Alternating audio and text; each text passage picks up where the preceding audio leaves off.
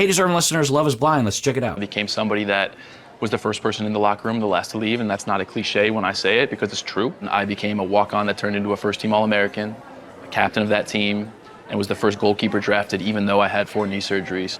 To lose that in a very crucial part of my life took away. Okay, it's interesting.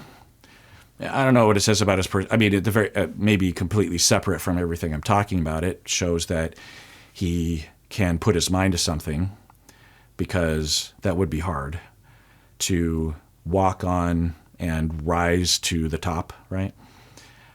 Or he's wording it in a way that makes it more grandiose, you know? I don't know. But, yeah. And it could say something about what we're talking about in terms of the need to be superior, right? And that overriding his other needs that he has inside of him for attachment and leisure, you know? Drafted even though I had 4 knee surgeries. To lose that in a very crucial part of my life took away my career, took away what I would have made. It was my therapy, realistically. So when that was gone, I had to reinvent myself completely. Took away my therapy? The camera pulled away from him, so I think they edited it somewhere in there. Let's rewind that and put the subtitles on. In a very crucial part of my life, took away my career, took away what I would have made. It was my therapy. It was my therapy, realistically. Okay, yeah, that makes sense, I guess. He's saying that, well, what is he saying? And was the first goalkeeper drafted even though I had 4 knee surgeries. To lose that in a very crucial part of my life, took away my career, took away what I would have made. It was my therapy, realistically.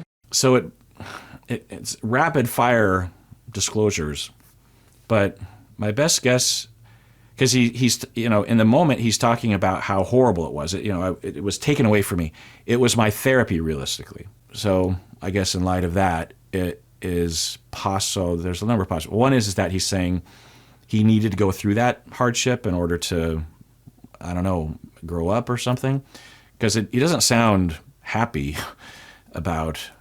It's not like, and that brought me to here or something. I think if he had his way today, he would have not gotten injured, which wouldn't be strange. But then the other possibility, I think, is what he might mean is that him making the team and rising to the top and potentially going to the pros and becoming a pro soccer player, that would have been his therapy. That would have been therapeutic or healing to him or something. I don't know. There's another possibility that there's a few more that pop into mind, but I'm really curious what he means by that, because I'm surprised he even says that word. Surgeries. To lose that in a very crucial part of my life took away my career, took away what I would have made. It was my therapy, realistically. Yeah, I'm pretty sure he's saying that was my therapy, was that hope of making a lot of money and being very special and being very accomplished. That was my therapy, realistically. Or that would have paid for my, I don't know. So when that was gone, I had to reinvent myself completely, and that's not easy to do. Right, so he says, so when that was gone. So prior to the so, he's talking about what could have been, and he's saying that would have been my therapy. So when that was gone, I had to completely reinvent myself. Yeah, so I think he's saying that would have, so maybe he's saying that would have healed the wounds I had from the abuse and the abandonment and everything I went through growing up. Kind of sounds that way, right? Kind of moving to warmer weather at some point, depending on kind of things that go on with your career at the moment. What do you bring to the table? I just cry. Here's the best advice I can give you. I did divorce work for 41 years. Mm-hmm. And Okay, I'm really curious what he says after that. But they ask Ashley, what do you bring to the table? And she jokes, I just cry. She's joking, but I think she's also pointing at a dynamic between the two of them in their conversations. And she's even stated on the meta level that she's the one that is more concerned about the future, more nervous, that kind of stuff. And I think she's even said, I think I'm nervous for both of us. And then he has this optimism. And on one hand, it's just like, oh, it's good. You want your spouse or your potential spouse in this situation to be, 100% sure. But there's such a lack of depth that it's not convincing, and it seems like he's just blowing past it. Now, maybe he's deceiving, or maybe he is very sure of himself, my dog's barking, or he is manipulating or something like that. But there's also a possibility, this is interesting. I don't know if given everything I'm hearing right now, there's a possibility that in his, what I would call defensive optimism or like pathological optimism or avoidance of vulnerability or of negative futures, there's a possibility that he had to adopt that in his life because of the horrible things that are happening. When you are abused, and because I'm guessing other bad things happen to him as well, just a guess, there are a small set of ways to cope with it. One of which there are others, but one of which is to just convince yourself that things will work out. Things will work out. Things will work out. In a way, Darcy on 90 Day Fiancé exhibited some of this. It's a different version of it, but the desperation or the convincing that she gave herself was after meeting someone online in another country, she would convince herself that they were a beautiful couple and that they were going to get married tomorrow, and it was just, everything was going to be smooth sailing, and it was just going to be wonderful, wonderful, wonderful. And then when there was a bump in the road, or when they didn't race towards engagement and getting married, everything fell apart because she was defensively convincing it. Why would she need that defense? Why would she need to delude herself? Why would he need to delude himself that everything's going to be fine? Well, maybe that was something he had to learn. I mean, just think, he's 2 years. The way it's described, the stepdad entered the family when he was 2. He mentions that mom and dad got divorced. I wouldn't be surprised if the stepdad was in his life, Alex's life, for at least 5 years, maybe longer, who knows. The way he described it could have been even past high school, because like, yeah, my mom divorced him or something.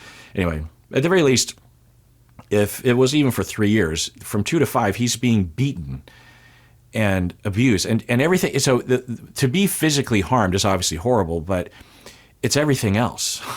It's what it means to be if your parent were to lose their temper and then apologize, that's a completely different thing than if they don't, right? And all the other things that go along with it. It's typically physical violence is 1% of the abuse that happens from an abusive parent.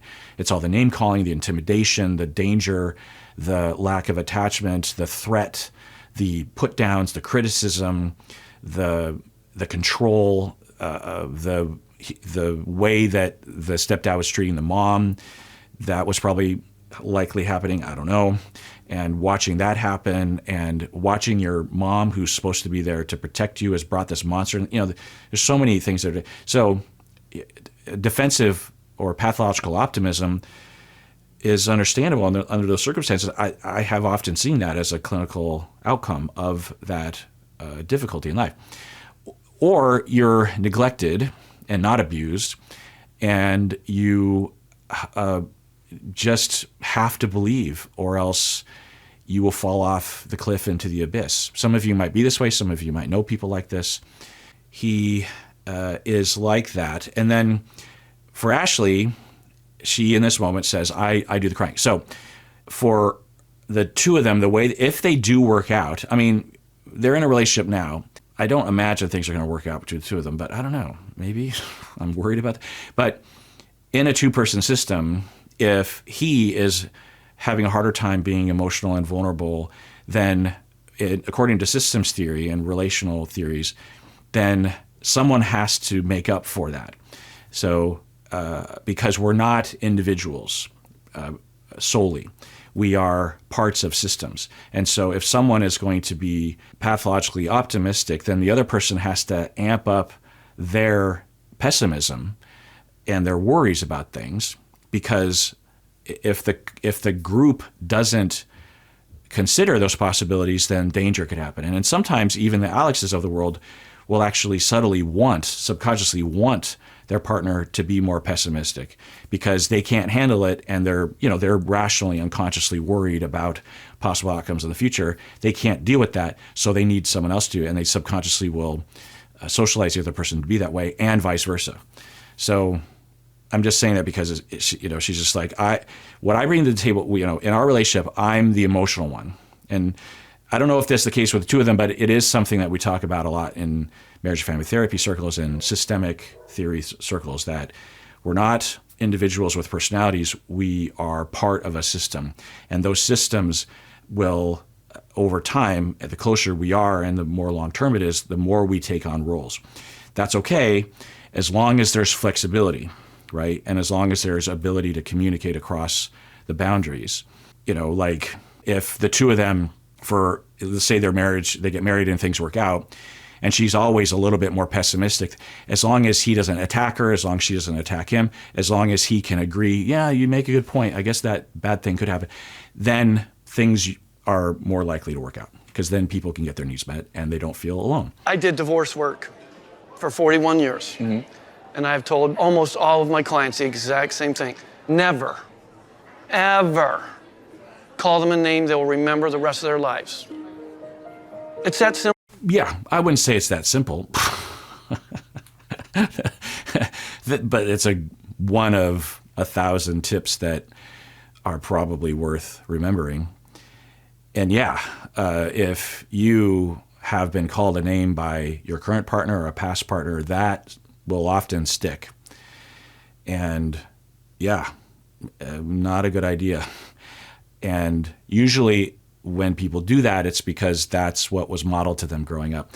Some people will email in or comment below and they'll say, wow, when you talk about a functioning, healthy marriage or family, I suddenly realized that I had normalized what I have lived through. And hearing you describe it, it sounds like a lot of the things that I had just figured was normal might not be normal, like name calling. Name calling is not normal. Well, it's common, but it's not inherent. In a good relationship, like in my family with my parents, was name calling, did it happen? I'm guessing, but I can't in this. And if something was particularly biting, I would imagine I would remember it, right? And I can't recall off the top of my head anyway, anything that my parents ever name called me or each other. So it is normal and optimal and possible to have a family where people don't call each other names. Simple. There's going to be good times, there's going to be bad times, but always be there for each other. Never let the sun set on your anger, man. Yeah. If you have a disagreement during the day, make sure you clear it up before the night. So, if possible, absolutely, right? I like the proverb, if you will, of never go to bed angry, never fall asleep angry, or something like that. Case by case. But the premise is very much appreciated by me that if there's tension, as soon as you possibly can, try to resolve it. Don't let it just fester unresolved for several days, like as soon as you can, right? Having said that, it's not always possible for people, emotional regulation-wise or whatever, to come to the table with apologies or negotiation or vulnerable communication without freaking out that same day, right? So what I would say is, as soon as you possibly can, I'll tell you, I got in a fight with Rebecca. If you listen to the audio podcast, I have 3 co-hosts, Rebecca and Bob and Umberto. And Rebecca, and all 3 of them I've been friends with forever. Rebecca and Bob are therapists, Umberto isn't. And with Rebecca, I've been close friends with her for coming up on 20 years, actually.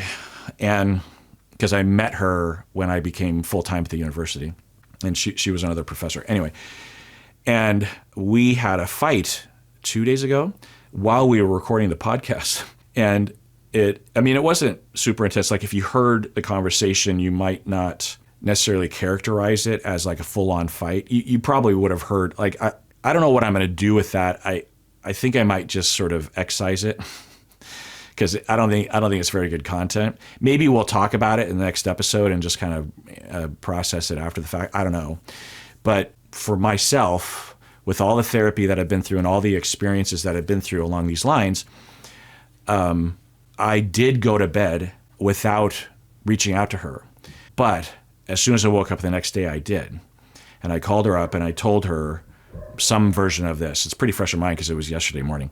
That I told her, and I was following this principle in essence of as soon as possible, as soon as you can, crest that hill and gain perspective and differentiation and maturity, then apologize as best you can, even if it feels like you weren't to blame, because it almost always feels like we're not to blame. But unless you're in an abusive relationship, which is a whole other category, then in all likelihood you are at least 50% to blame. Or how do we measure that? You're to some degree you're to blame. We have selective memory. We will remember everything that they were wrong about. We'll remember nothing we were wrong about. If you're ever curious about this, by the way, record your conflicts and listen back to it like a month later with, hindsight. You will see, oh my God, I've done this before. And I'll be like, my God, the tone of my voice is fucking horrible. And in the moment I thought I was just talking normal, and no. So that it's almost impossible to have enough differentiation to detect that as it's happening. There's a pretty good education that you can do there. Anyway, so the next morning I called her up and I said, and I thought about what I had done wrong and what likely I'd done wrong, because I wasn't her, I wasn't the recipient. And I said, I'm so sorry about yesterday. I had a hard time sleeping last night because of how distraught I was at our interaction or how it ended. And by the way, it ended fine. Like if you were watching us, and it was mostly fine, it was just maybe the biggest sort of tension moment that we had. We hugged it out, we laughed, and she left my house. And in another world, we might have just swept it under the rug and everything would have been fine. But I was actually having a hard time emotionally. So I said, and I reflected. Long story short, I was attempting to try to help her. I was trying to protect her, actually. But in the process, I kind of got on a soapbox and I just bulldozed her. That's a good description. And then she got defensive, and then she said some things that were uncool. But arguably, it was all my fault. So I told her, I'm pretty sure I'm 90% to blame. And here's what I did, which I just described, bulldoze. I know I do that. I have a problem with that. I've seen it in other people, and I hate it when I get treated that way. It's me just self-centeredly just going off on something, and I'm not paying attention to how I'm treating other people or how people are receiving me. The reason why I was doing it was because I was actually trying to protect you, but in that process, I got on a soapbox that was self-centered and was no longer connected to actually helping you because it wasn't received that way, you know what I mean? And after I did that, before I got a response from her, I felt instantly better. And in all likelihood, our relationship is repaired and deepened even. So that's what I would say about that. And that applies to my relationship with my wife as well. So, and the exact same mindset, the exact same procedure, the exact same words might even, right? Because I say this because when we talk about not going to bed angry, I think sometimes people are meaning and receiving that proverb as you're supposed to just let it go. Or you're supposed to just sweep it under the rug and hug and make up and agree to disagree and move on or something like that. And maybe if that's possible, but usually a lot more is necessary. And listen to my deep dive on apologies and forgiveness. I go into that. But yes, the idea is if there's tension with someone that's important to you, you want to resolve it as soon as you can, if possible, as long as it's not an abusive relationship. And always, when you're making a decision, put the other person first. Like that. Yeah. I think the way I would put it in my words is when you're making a decision, don't ignore your partner. Or if he's saying, if both people put each other first, then it will balance the scales because we're all inherently self-centered. So if you put effort into putting the other person first, it'll be more 50-50. But I would never tell someone put your partner first in all situations because you matter too. It should be equal, right? Your partner shouldn't have everything that they want and you get nothing that you want. That's something that you can do? I think I can definitely do that, and it's obviously panned out for the both of you. Well, I always put myself first. Right. That was my suspicion, is that that's a principle he needs to follow because he's trying to balance the scales. I'm guessing his wife doesn't have to do that. I'm guessing she has a different set of principles that she follows. And he needs that because he has a tendency to put himself first. Yeah. Doesn't follow his own advice. Don't follow your own advice. Oh my God. Not as So often these meetings of the parents give us nothing.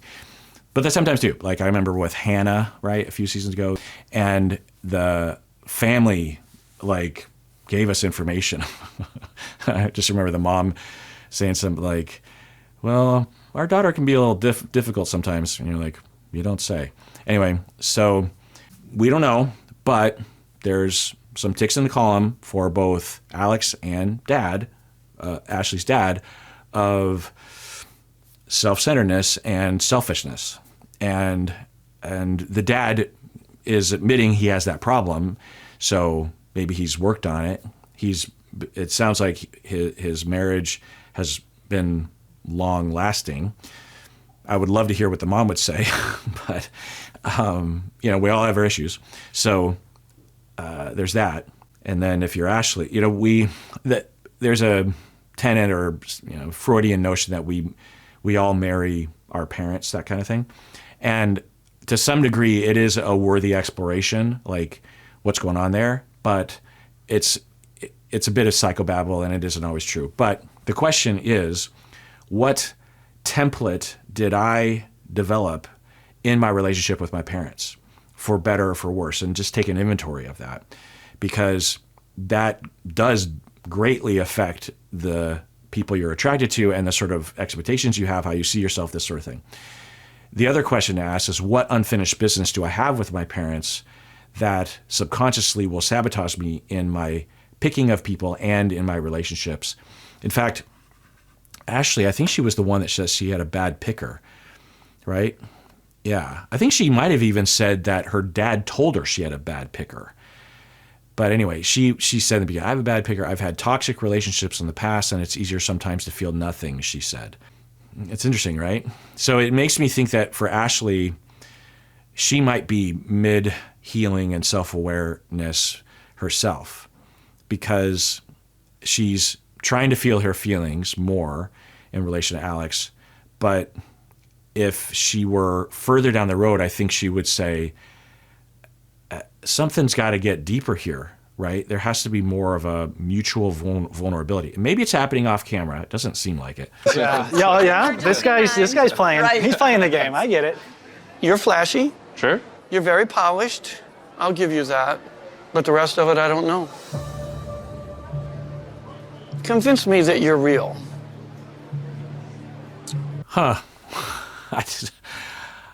No, I'm not a fan of that question. If I were Ashley, I'd step in, be like, Dad, what kind of question is that?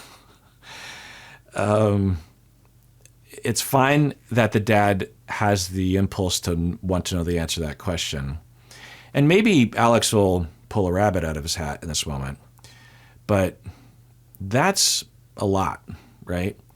Now, I'm guessing a lot of people in the I don't really know how well. I sent out that survey, so from my memory, people didn't like Alex, so I have that to go off of. But anyway, I'm guessing a lot of people would appreciate the dad kind of blasting him for this, but I don't know. I don't know if it's very fair to ask a question like this. Like, what could he possibly say? Well, I'm guessing Alex will say either something like, well, I don't know. I don't know how to answer the question. I guess you're just going to have to go on faith a little bit, or you're just going to have to trust that your daughter knows how to pick him, even though she's identified she has a bad picker. Or Alex will say, I'm just here to tell you I love your daughter. I love Ashley so much, and something like that. But does he? I am absolutely in love with your daughter. That's not it. No? No.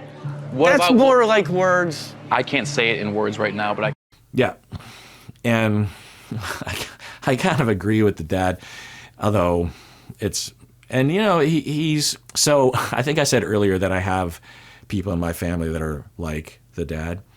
And I'm remembering these people that their questions usually are very off-putting to other people, but I actually am okay with it if I'm in the right mood, and I usually am. And let's say that Alex doesn't answer correctly or something. I don't think the dad's just going to flip the table over. I think the dad is honest and is used to having questions. I don't think he's trying to like catch Alex. I think he just, any parent in his position would want to know the answer to this question. How do I, he's just at, how do I trust you? Convince me that you're trustworthy, right? I don't think it's possible for Alex to convince that because I don't think he can be trusted. But anyway, so he answered, and then the dad, I sort of appreciate the dad. It's just words, convincing. I don't know what else Alex could say, though. I am absolutely in love with your daughter. That's not it. No? No. What That's about, more like words. I can't say it in words right now, but I can show you through actions moving forward. So Okay. allow me to show you. I'm the patriarch As you of should, this yeah. family. Okay. So I commend Alex for being quick on his feet. And that is the best answer you could have to that. Well, I guess you're just going to have to find out, that's what you're asking of trust. And the only way to earn your trust is to show you. So you're just going to have to wait, and see my actions. I don't imagine Alex and Ashley going to work out, but who knows? And the dad's like, okay. So I'm like, oh, and then the dad says, I'm the patriarch. Now, there's various different on-the-ground definitions of this.